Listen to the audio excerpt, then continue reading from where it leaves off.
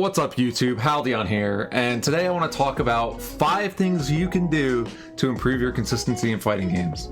So we all know that feeling once you get to master rank, you're feeling great, and then you get put into the MR system. Now everyone starts at 1500 MR, but there are people who are gonna excel at the game and know what they're doing, and they'll go above 1500, and then there's a large majority of people that fall down below 1500, and no matter what you do, you can't get to 16, 17.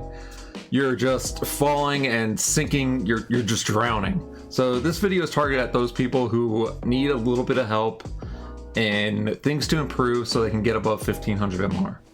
The things I'm going to be talking about are higher level concepts in fighting games, because at this point, once you hit master, you should have a decent grasp of the game.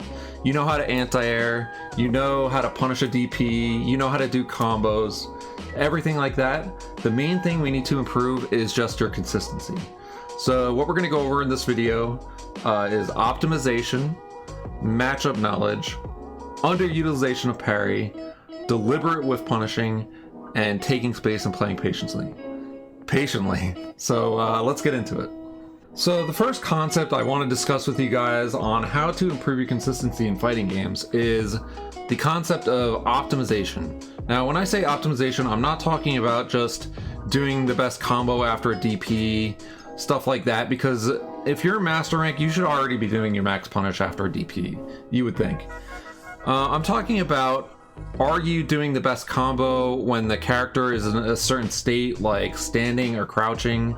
Are you finishing with the best special move to get the best Okizemi? Stuff like that. So here, I'll just give you an example with Chun-Li of what I mean about optimization with this kind of stuff.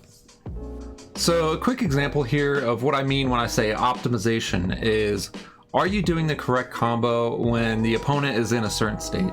So for example, Chun-Li here has a combo off crouching medium kick into DR that you just do normally. You can do it on crouching or standing. And it ends in the medium spinning bird kick. Now the thing is, when the opponent is crouching, you can get a slightly better combo. So are you thinking about these things with your character? Are you confirming whether the opponent is crouching or standing, and are you doing the optimal combo at that point? That's what I'm talking about, like these small optimizations. The reason we do this combo is better because it corner carries more. You get better Okizemi off of it. So here's this combo.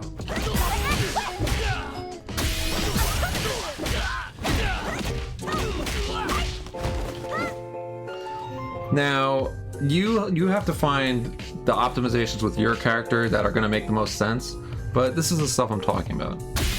Another just quick one I want to cover, it could be a whole different topic in itself, but meter management. If the opponent is on low life and you have full drive meter and you also have full stocks, but you can finish the round with just your drive meter, you want to do that. Like, you want to do a combo extension or use an EX move or something like that. Because drive meter, you're going to start with full meter at the start of the next round, but your super meter, it's going to be gone if you use it. So are you doing the correct combo extensions to get the kill? And you can burn yourself out to get the kill too. It doesn't matter if you're burned out if you already won the round.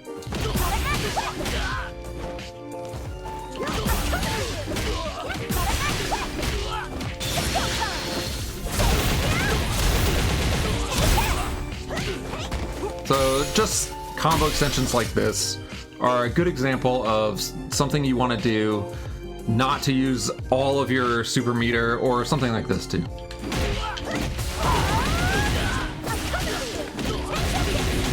If you just need that little bit of extra damage, don't burn the super, use your drive meter instead.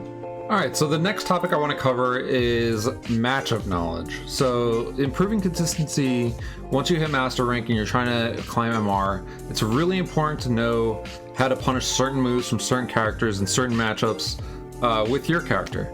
So I want to just go over a quick example of that with Blanka. It's a really simple one, but you're going to have to go in depth with all of the other characters.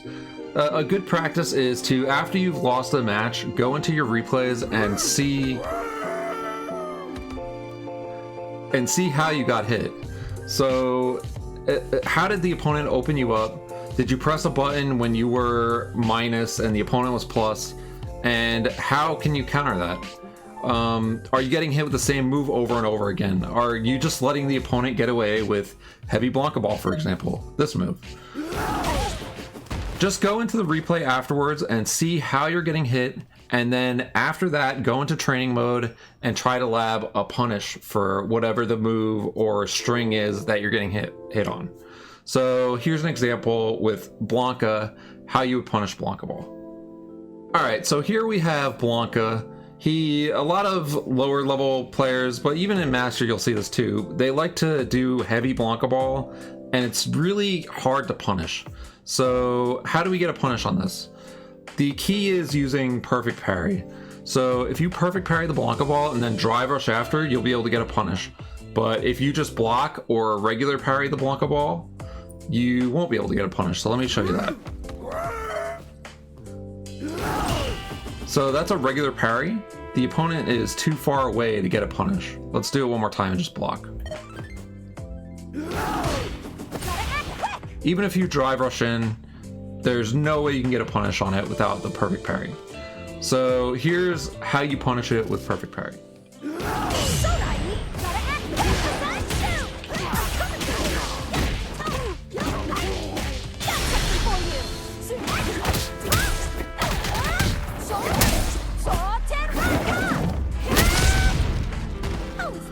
So that's an example of how to punish the blanka ball in a specific matchup with Chun-Li, but you're gonna have to figure out how to punish it with your character as well. Okay, so the next topic I want to talk about is underutilization of parry. So what I'm talking about is, are you parrying fireballs that are far away from you that you're not going to get jumped in and punished on? Are you trying to parry in between strings that you know the opponent is doing all the time?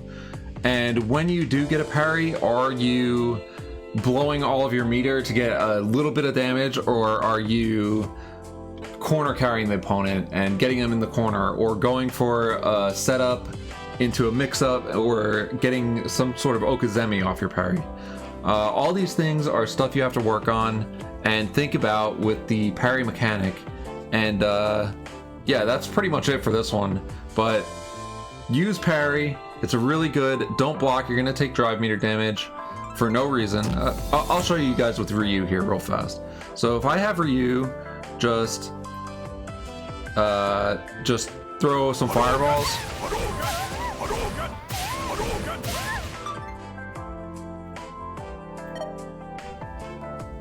Let's see.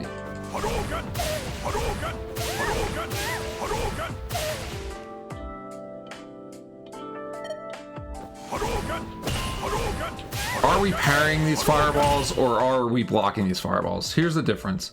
So when I block these fireballs, look at my drive meter.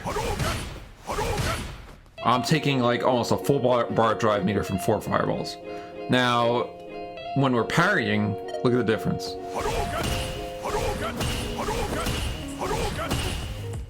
We're still at full drive meter. So drive meter is a resource you definitely want to keep track of. You want to parry everything that you can, and you want to see if the opponent has certain tendencies so you can maybe get a perfect parry and a punish. So just something to keep in mind. Use parry more, go in training mode, see when you can use parry, and see how you can use it more effectively. Alright, so the next thing that's going to improve your consistency in the master rank is deliberately whiff punishing moves, and I want to go over what I mean by that. So a lot of the times you'll be throwing out pokes like crouching medium kick and DR, buffered into DR or whatever, and you'll get a whiff punish, like someone will throw out a sweep and you'll get a whiff punish. But what I'm talking about is actually deliberately looking for a whiff button and then whiff punishing it. So in this example, I'm going to use Ryu, and he's going to do 2 jabs and then a sweep. And then I'm going to whiff punish with, I'll whiff punish with standing heavy punch because it goes real far. But are you deliberately whiff punishing stuff, or are you just buffering in neutral all the time? If you want to step your game up to the next level, you want to find your buttons that are good for whiff punishing, and you want to see when the opponent whiffs and deliberately whiff punish them. So like this.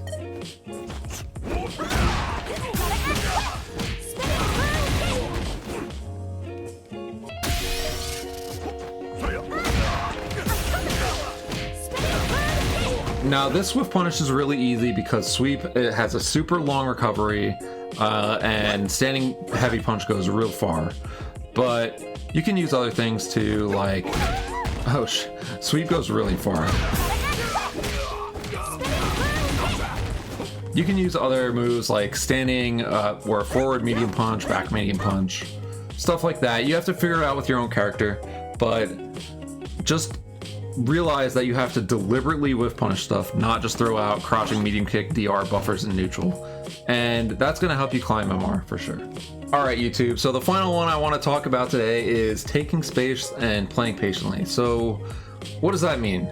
When I say playing patiently, I want you to think about your neutral like all of the time. So if the opponent is whiffing buttons or they're just spamming fireballs in a certain pattern, I want you to think about that, recognize it, and use the appropriate response.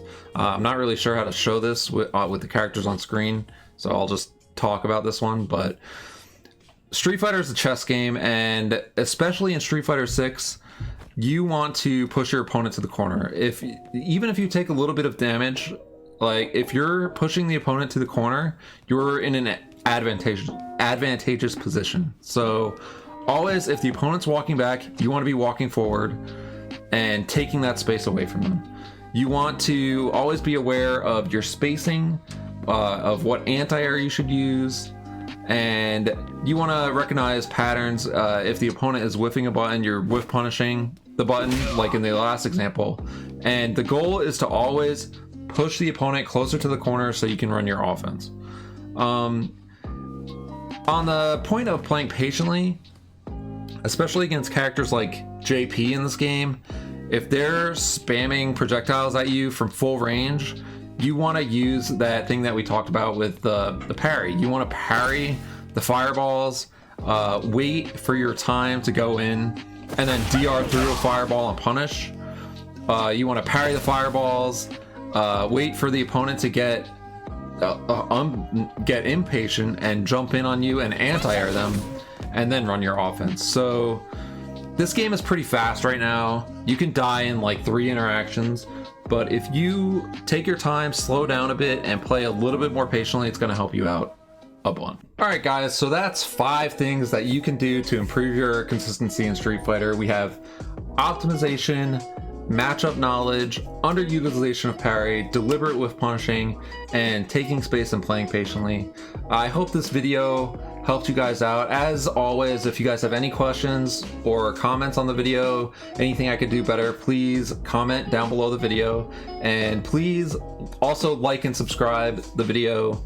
There'll be a lot more videos, a lot more tutorials, and just videos to help people out in fighting games coming up. So once again, thank you for watching. I'm Haldeon, and I'll see you guys next time.